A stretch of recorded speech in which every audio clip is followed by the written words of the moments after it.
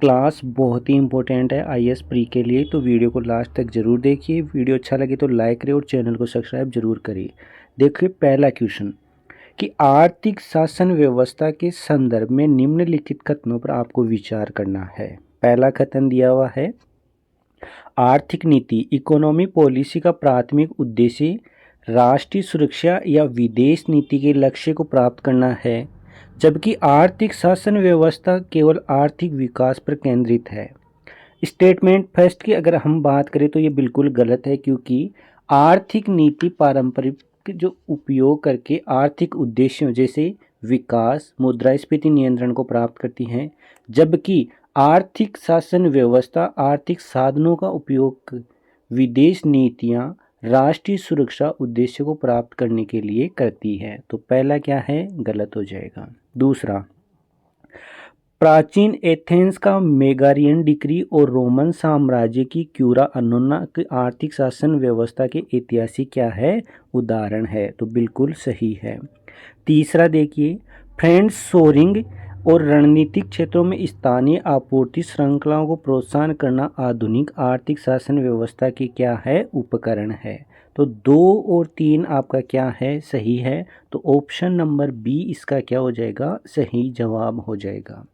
चलिए next question number 2 में आपको पूछा है, वित्त वर्ष 2025-26 के लिए प्रथम अग्रिम अनुमानों के अनुसार भारतीय अर्थव्यवस्था के संदर्भ में निम्नलिखित कथनों पर विचार करिए। देखो पहला कि वास्तविक सकल घरेलू उत्पाद जीडीपी की वृद्धि दर कितनी है, 7.4% रहने का क्या है, अनुमान है। तो बिल्कुल सही है, कितना है, 7.4% रहने का इसका क्या है, अनुमान। दूसरा, आपूर्ति पक्ष यानी सप्लाई साइड पर विनिर्माण क्षेत्र मैन्युफैक्चरिंग सेक्टर ने सेवा क्षेत्र की तुलना में अधिक विकास की क्या है, दर्ज की है।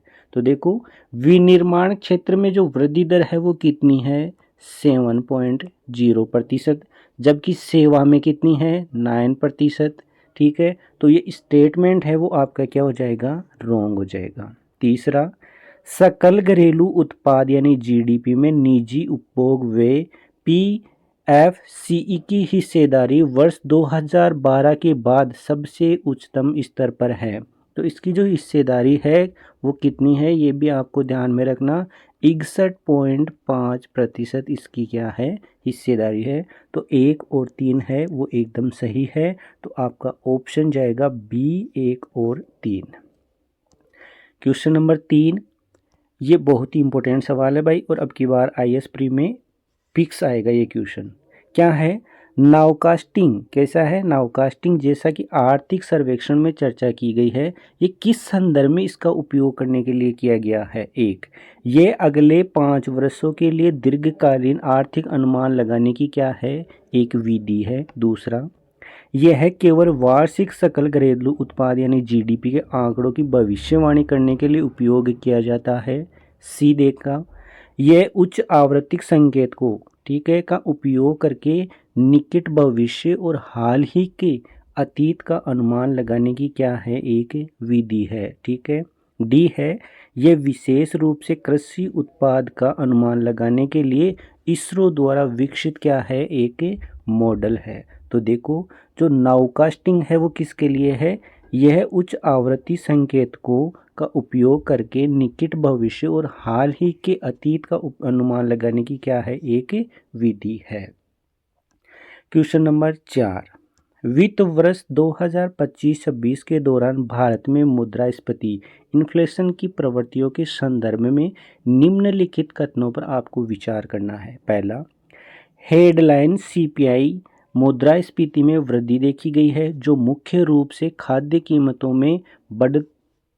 कीमतों में बढ़ोतरी से प्रेरित है। पहला दे रखा है, देखो पहला है कि वो गलत है, क्योंकि ये क्या है, हेडलाइन जो सीपीआई है वो घटकर कितनी हो गई है, 1.8%। तो ए स्टेटमेंट है वो आपका क्या हो जाएगा, गलत। दूसरा, मुख्य मुद्रास्फीति कौन सी है, कोर इन्फ्लेशन की स्थिरता में देखी गई है।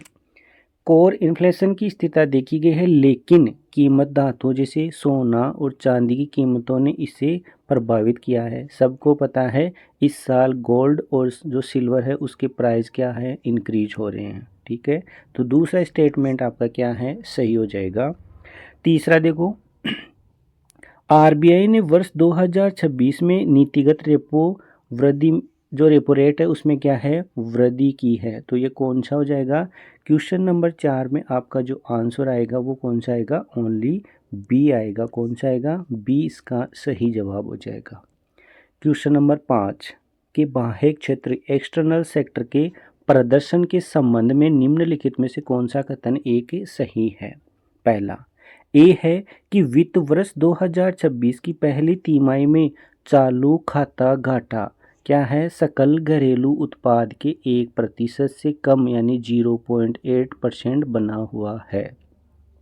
इसमें पूछा कौन सा है, सही नहीं है, तो ए तो क्या है, बिल्कुल सही है। दूसरा, सेवा निर्यात यानी सर्विस एक्सपर्ट माल निर्यात में अस्थिरता की भरपाई करते हुए विकास के लिए एक स्थिर लंगर यानी बना हुआ है, तो दूसरा भी क्या है, सही है।